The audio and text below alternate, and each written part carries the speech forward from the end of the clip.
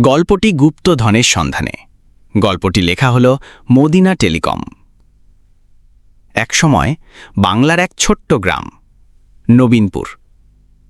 চারিদিকে সবুজ ধান ক্ষেত, তালখেজুরের গাছ, গ্রামের মাটির গন্ধ আর খোলা আকাশ। গ্রামের মানুষজন দিন রাত খেটে খায়, কষ্ট করেই সংসার চালায়।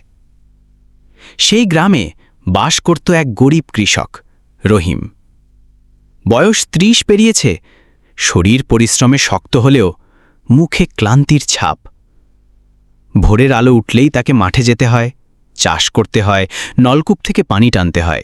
রহিমের সংসার ছিল ছোট, স্ত্রী আসমা আর একমাত্র ছেলে সালে। ঘরে খাবার অল্প, কিন্তু ভালোবাসায় ভরা। আসমা প্রতিদিন ভাত রান্না করে, কখনো তরকারি থাকে না, শুধু লবণ আর মরিচ দিয়েই খেতে হয়। তবুও তারা সুখ খুঁজে নেয় ছোট ছোট মুহূর্তে। একদিন সকালে রহিম চাষ করতে করতে দেখে আকাশে মেঘ জমছে। সে মাটি চাষ করছিল, কিন্তু মনটা ছিল অন্য কোথাও। কবে যে দারিদ্র্যের দিন শেষ হবে, কবে ছেলে মানুষ হবে। হঠাৎ তার কানে অদ্ভুত এক গলার শব্দ এলো। পিছন ফিরে দেখে এক অচেনা বৃদ্ধ দাঁড়িয়ে আছে, সাদা দাড়ি, লম্বা লাঠি হাতে, চোখে অদ্ভুত এক রহস্যময় দৃষ্টি। বৃদ্ধ বলল, রহিম, তুমি কি মুক্তি চাও? তুমি কি চাও তোমার ছেলে আর স্ত্রী আর কষ্ট না পাক? রহিম অবাক হয়ে তাকালো। চাচা, আপনি কে? আমাকে চিনেন কেমন করে? বৃদ্ধ মৃদু হেসে বলল, আমি তোমার পূর্বপুরুষদের চিনি। তোমার রক্তে সাহস আছে, তোমার জন্যই অপেক্ষা করছে এক গুপ্ত ধন। কথা বলে বৃদ্ধ পকেট থেকে একটা ভাঁজ করা পুরনো মানচিত্র বের করল। মানচিত্রটা দেখতে মলিন, কিন্তু তাতে আঁকা পাহাড়, নদী আর এক রহস্যময় চিহ্ন। বৃদ্ধ মানচিত্র রহিমের হাতে দিয়ে বলল, এটা শুধু মানচিত্র নয়, এটা পরীক্ষা। যার সাহস আছে সেই পৌঁছতে পারবে ধনের কাছে। সাবধান, পথ সহজ নয়। এ কথা বলেই বৃদ্ধ হঠাৎ কুয়াশার মতো মিলিয়ে গেল। রহিম স্তব্ধ হয়ে দাঁড়িয়ে রইল। তার হাতে পুরনো মানচিত্র, বুকের ভেতর ধুকফুক করছে। সন্ধ্যায় ঘরে ফিরে সে মানচিত্রটা লুকিয়ে রাখল। আসমাকে কিচ্ছু বলল না। রাতে খড়ের বিছানায় শুয়ে সে শুধু ভাবতে লাগল, এটা কি সত্যি নাকি মায়া? যদি সত্যি হয় তবে আমার ভাগ্য বদলাতে পারে। তারপর ধীরে ধীরে রহিমের চোখ ভিজে এলো। ছেলের দিকে তাকিয়ে মনে মনে প্রতিজ্ঞা করল, আমি চেষ্টা করব, যত বিপদই আসুক আমি আমার ছেলেকে সুখী করব। এভাবেই শুরু হলো রহিমের জীবনের এক নতুন অধ্যায়, গুপ্তধনের রহস্যের পথে প্রথম পদক্ষেপ। পরদিন ভোর, পাখির ডাক, গরুর ঘণ্টার টুংটাং শব্দে ঘুম ভাঙল রহিমের। কিন্তু আজ তার ভেতরে অদ্ভুত অস্থিরতা। মাথার ভেতর ঘুরপাক খাচ্ছে সেই বৃদ্ধের কথা আর মানচিত্রের রহস্য। মাঠে যাবার আগে চুপি চুপি ঘরের কড়িকাঠ থেকে মানচিত্রটা নামিয়ে বের করল। সকালের আলোয় কাগজটা ভালো করে দেখল। মানচিত্রে আঁকা একটা বড় নদী বাঁক নিয়ে গেছে। নদীর মাঝখানে একটা ছোট দ্বীপের মতো চিহ্ন। দ্বীপের ভেতরে আছে একটা বৃত্ত, চারপাশে অদ্ভুত অক্ষর। পাশে খোদাই করা ৩টে শব্দ, বিশ্বাস, সাহস, বুদ্ধি। রহিম কাগজটা ছুঁয়ে শিউরে উঠল। রাতের স্বপ্ন। সেদিন রাতে রহিম গভীর ঘুমে ডুবে গেল। হঠাৎ সে স্বপ্ন দেখল, সে দাঁড়িয়ে আছে এক বিশাল অন্ধকার মন্দিরের সামনে। চারদিকে ঝোপঝাড়ে ঢাকা ধ্বংসাবশেষ। মন্দিরের দরজার ওপরে অগ্নির মতো আলো জ্বলছে। ভেতর থেকে আসছে অদ্ভুত ফিসফিসানি, এসো, এসো, ধনের যোগ্য তুমি। মন্দিরের ভেতর থেকে যেন অসংখ্য চোখ তার দিকে তাকিয়ে আছে। হঠাৎ দরজা ভেঙে গর্জন শোনা গেল, যদি সাহস থাকে এসো, কিন্তু সতর্ক থেকো, ধনের সাথে আছে মৃত্যু। রহিম হঠাৎ চমকে ঘুম ভেঙে উঠল, বুক ধুকপুক করছে। এর আলোচনায় রহস্য। কিছুদিন পর গ্রামে হঠাৎ মানচিত্রের খবর ছড়িয়ে গেল। কেউ বলল, আরে এ তো পুরনো রাজাদের গুপ্তধন। কেউ আবার বলল, ওটা অভিশপ্ত, যে যাবে সে আর ফিরবে না। কিছু লোভী ব্যবসায়ী রহিমকে ঘিরে ধরে বোঝাতে লাগল, ভাই, ধন পেলে আমাদেরও অংশ দেবে, একা গেলে মরবি। কিন্তু রহিম কারও কথায় রাজি হল না। এক রাতে চাঁদের আলোয় রহিম আবার মানচিত্র খুলে বসে। স্ত্রী আসমা তখন ছেলের পাশে ঘুমাচ্ছে। সে মানচিত্রের দিকে তাকিয়ে মনে মনে বলে উঠল, হয়তো মৃত্যুর মুখে পড়ব, কিন্তু চেষ্টা না করলে কষ্ট থেকে মুক্তি নেই। আল্লাহ, তুমি সাহস দাও। ঠিক তখন ঘরের বাইরে হাওয়া বইল, যেন অদ্ভুত শব্দে ফিসফিস করে উঠল, যাত্রা শুরু করো। রহিম বুঝল সময় এসেছে। তিনজন গভীরে ঢুকল। উঁচু গাছের ফাঁকে সূর্যের আলো ঢুকছে না। চারপাশে অদ্ভুত শব্দ, কখনো ডালে ভাঙার আওয়াজ, কখনো হাহাকার। হঠাৎ ঝোপের ভেতর থেকে এক বুনো শূকর বেরিয়ে এলো। জামাল তীর ছুঁড়ে মারল। শূকর ছটফট করে পালাল। তিনজন হাঁপিয়ে উঠল। করিম হেসে বলল, যদি ধনের আগে বাঘ আসে তবে তো আগেই শেষ।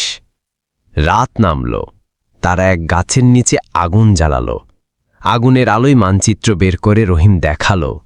মানচিত্রে স্পষ্ট দেখা যাচ্ছে তারা সঠিক পথে এগোচ্ছে।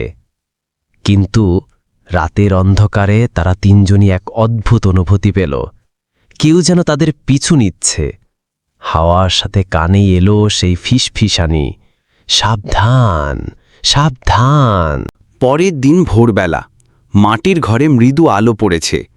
রহিম সিদ্ধান্ত নিয়েছে আজ থেকেই যাত্রা শুরু করবে। সে আসমাকে কিছু না জানালেও স্ত্রী তার চোখের ভিতর অদ্ভুত আগুন দেখে বুঝে ফেলল। আসমা ধীরে বলল, তুমি কি যাচ্ছ? রহিম চমকে তাকালো, তারপর মাথা নিচু করে বলল, হ্যাঁ আসমা, আমাদের ভাগ্য বদলাতে হলে এই পথেই যেতে হবে। হয়তো ফিরব, হয়তো ফিরব না, কিন্তু চেষ্টা না করলে কিছুই হবে না। আসমার চোখ ভিজে গেল। সে শুধু বলল, যদি যাও তবে আল্লাহর নাম নিয়ে যেও, আর ফিরে এলে খালি হাতে এসো, তাও যেন বেঁচে আসো। রহিম একা রওনা দিতে চাইল না। সে জানত জঙ্গল বিপদে ভরা। তাই সে গ্রামের দুইজনকে নিজের গোপন কথাটা জানাল। প্রথমজন করিম, রহিমের শৈশবের বন্ধু, পরিশ্রমী কিন্তু সাহসী আর মজার মানুষ।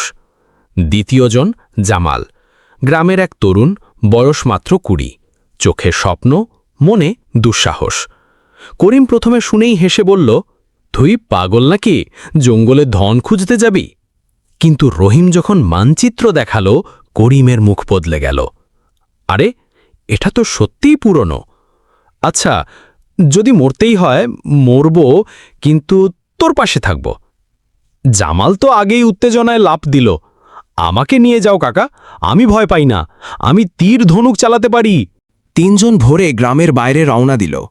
হাতে বাঁশের লাঠি, কিছু শুকনো খাবার আর এক কোপ পানি। রহিম বুকের ভেতরে মানচিত্র লুকিয়ে রাখল। তারা হেঁটে চলল ধানক্ষেত পেরিয়ে, নদী পার হয়ে এক বিশাল ঘন জঙ্গলের দিকে। জঙ্গলের ফটকেই যেন ভয়ঙ্কর নীরবতা। পাখির ডাক নেই, হাওয়া থেমে গেছে। করিম ফিসফিস করে বলল, মনে হচ্ছে কেউ আমাদের দেখছে। রহিম দৃঢ় কণ্ঠে বলল, যদি ভয় পাই তবে এখানেই ফিরতে হবে, আমি কিন্তু আর পিছব না। ভোরবেলা পাখির ডাক শোনা গেলেও জঙ্গলের ভেতরে সেই সুর যেন চাপার ভয়ার্ত। রাতের ভয়ঙ্কর ফিসফিসানি এখনও রহিমের কানে বাজছে। তিনজন আগুন নিভিয়ে আবার হাঁটতে শুরু করল। জঙ্গলের পথ ক্রমশ দুর্গম হয়ে উঠছে। গাছপালা এত ঘন যে সূর্যের আলো ঢুকতেই পারছে না। মাটির নিচে কাদা, মাঝে মাঝে সাপের হিস হিস শব্দ শোনা যায়। প্রায় আধা দিন হাঁটার পর হঠাৎ করিম থেমে গেল। দেখ রহিম, ওদিকে কিছু আছে। তারা ঝোপ সরাতেই সামনে দেখা গেল ভাঙা পাথরের সিঁড়ি। সিঁড়ির নিচে মাটির ভেতরে চাপা পড়ে থাকা কোনো স্থাপনার চিহ্ন। তিনজন সাবধানে এগিয়ে গিয়ে ঝোপ সরাতে থাকল। ধীরে ধীরে বেরিয়ে এলো একটা বিশাল দরজা, পাথরে খোদাই করা। দরজার ওপরে অদ্ভুত প্রতীক, যার মানে তারা বুঝতে পারল না। জামাল বিস্ময়ে ফিসফিস করে বলল, এটা তো যেন পুরনো কোনো মন্দির। তারা ভেতরে ঢুকতেই হাওয়া ঠান্ডা হয়ে গেল। দেয়ালে প্রাচীন চিত্র খোদাই, যোদ্ধারা লড়ছে, সাপের মতো লম্বা ছায়া মানুষদের গ্রাস করছে। এক জায়গায় স্পষ্ট লেখা, যে প্রবেশ করবে সে 3 বার পরীক্ষা দেবে, সাহস, বিশ্বাস, বুদ্ধি। করিম একটু ভীত কণ্ঠে বলল, রহিম, এটা কি সেই মানচিত্রের কথা? রহিম মাথা নাড়ল, হ্যাঁ, এটাই সেই জায়গা। হঠাৎ মন্দিরের ভেতর মশালগুলো একে একে জ্বলে উঠল, যেন কেউ লুকিয়ে তাদের আগমন আগেই জানত। ভয়ের ছায়া। জামাল এগোতে যাচ্ছিল, হঠাৎ তার পায়ের নিচে চাপা পড়ে গেল একটা পুরনো পাথর। সঙ্গে সঙ্গে চারদিক কেঁপে উঠল। দেয়াল থেকে নিচে নেমে এলো লোহার কাঁটা। অল্পের জন্য বাঁচল তারা। করিম শ্বাস ফেলে বলল, এটা তো যেন মরণ ফাঁদ, আমাদের সাবধানে এগোতে হবে। মন্দিরের গভীর থেকে হঠাৎ শোনা গেল এক অদ্ভুত আওয়াজ, কে সাহস করেছে আমার গৃহে প্রবেশ করতে? 3 জন কাঁপল। রহিম বুক সোজা করে বলল, আমরা ধন খুঁজতে এসেছি। ভেতর থেকে ভেসে এলো ভয়ঙ্কর হাসি। ধন চাও? তবে দাও প্রমাণ, তোমরা কি পরীক্ষার যোগ্য? হঠাৎ দরজার ওপাশে একে একে 3টা আলোকিত বৃত্ত জ্বলে উঠল। প্রতিটি বৃত্তের সামনে একটা করে লেখা, 1 সাহস, 2 বিশ্বাস, 3 বুদ্ধি। রহিম, করিম আর জামাল একে অপরের দিকে তাকালো। তারা বুঝল আসল খেলা এখন শুরু। মন্দিরের ভেতর নিস্তব্ধতা, শুধু জ্বলজ্বল করছে 3টি আলোকিত বৃত্ত, সাহস, বিশ্বাস, বুদ্ধি। রহিম, হরিম আর জামাল একে অপরের দিকে তাকাল। করিম ফিসফিস করে বলল, আমরা কি সত্যিই এর ভেতরে যাব? এই জায়গাটা অভিশপ্ত মনে হচ্ছে। রহিম গম্ভীর কণ্ঠে উত্তর দিল, আমরা যদি ফিরে যাই তবে সব কষ্ট আগের মতোই থাকবে। আমি ঠিক করেছি, যাই হোক পথ শেষ পর্যন্ত দেখব। জামালের চোখে জ্বলছিল উত্তেজনা। সে তীর ধনুক শক্ত করে ধরল। আমি ভয় পাই না কাকা, প্রথম পরীক্ষা আমি নেব। প্রথম পরীক্ষা সাহস। জামাল পা রাখল সাহস লেখা বৃত্তে। মুহূর্তেই চারপাশে অন্ধকার নেমে এলো। আগুনের শিখা নিভে গেল। তখনই মাটির নিচ থেকে বেরিয়ে এলো এক বিশাল সাপ। চোখ লাল, দাঁত বের করা, গায়ে কালো আঁশ। সাপটা হাহাকার করে জামালের দিকে ঝাঁপিয়ে পড়ল। করিম চিৎকার করে উঠল, জামাল পালা! কিন্তু জামাল দৌড়ে পালালো না। সে দাঁত চেপে তীর ছুড়ল। প্রথম তীরটা সাপের মাথায় লাগল, কিন্তু সাপ আরও ভয়ঙ্কর গর্জন করল। রহিম চেঁচিয়ে উঠল, ভয় পেও না, এ পরীক্ষা সাহসের, ভয় দেখালেই হারবি। জামাল কাঁপতে কাঁপতে তীরের বদলে লাঠি ধরল। বুকের ভেতর সাহস জড়ো করে সে ঝাঁপিয়ে পড়ল সাপটার গায়ে। এক মুহূর্তে পুরো অন্ধকার থেমে গেল। সাপটা ধোঁয়ার মতো মিলিয়ে গেল। আলো ফিরে এলো। জামাল হাঁপাচ্ছে, শরীর কাঁপছে, কিন্তু চোখে দৃঢ়তা। দেয়ালের ওপরে আগুন জ্বলে উঠল, লেখা ভেসে এলো, সাহস প্রমাণিত। দ্বিতীয় পরীক্ষা বিশ্বাস। এবার রহিম এগিয়ে এলো। সে জানত এ পরীক্ষা তারই নিতে হবে। সে বিশ্বাসের বৃত্তে বাড়াতেই মাটি কেঁপে উঠল। হঠাৎ চারপাশে ভেসে উঠল তার স্ত্রী আসমা আর ছেলে সালেহের মুখ। আসমা কাঁদছে, রহিম ফিরে এসো, আমাদের ছেড়ে যেও না। সালেহ হাত বাড়িয়ে ডাকছে, বাবা তুমি আমাদের সাথে থাকো। রহিমের বুক ফেটে কান্না আসতে লাগল। সে এগোতে পারছিল না। তখনই ভেসে এলো সেই ভয়ঙ্কর ফিসফিসানি, যদি তাদের ভালোবাসো তবে এখানেই ফিরে যাও, ধনের দরকার নেই। রহিম চোখ বন্ধ করে কেঁদে উঠল। তারপর আকাশের দিকে হাত তুলে বলল, হে আল্লাহ, তুমি সাক্ষী, আমি আমার পরিবারের জন্যই এই পথে এসেছি। আমি বিশ্বাস করি তুমি আমাকে রক্ষা করবে। মুহূর্তেই স্ত্রী সন্তানের ভ্রম মুছে গেল। অন্ধকার ভাঙল, আলো ফিরে এলো। দেয়ালে ভেসে উঠল, বিশ্বাস প্রমাণিত। তৃতীয় পরীক্ষা বুদ্ধি। এবার করিমের পালা। সে পা রাখতেই চারদিক আলোয় ভরে গেল। সামনে হাজির হলো একটা বিশাল পাথরের বোর্ড। তাতে অদ্ভুত ধাঁধা খোদাই করা। একটি নদী পার হতে 3 জন, নৌকা বয় না 2 জনের বেশি কখন, কিভাবে যাবে 3 জন একসাথে, নদী পার হলে খুলবে ধনের পথে। করিম মাথা চুলকালো। রহিম আর জামাল তাকিয়ে আছে। সে একটু ভেবে হেসে উঠল। আরে এ তো কৌশলের খেলা। প্রথমে আমি আর জামাল যাব, জামাল থাকবে, আমি ফিরব। তারপর আমি আর রহিম যাব, রহিম থাকবে, আমি ফিরব। তারপর আমি আর জামাল যাব, এবার তিনজনই পার। হঠাৎ ধাঁধার বোর্ড ঝলমল করে উঠল।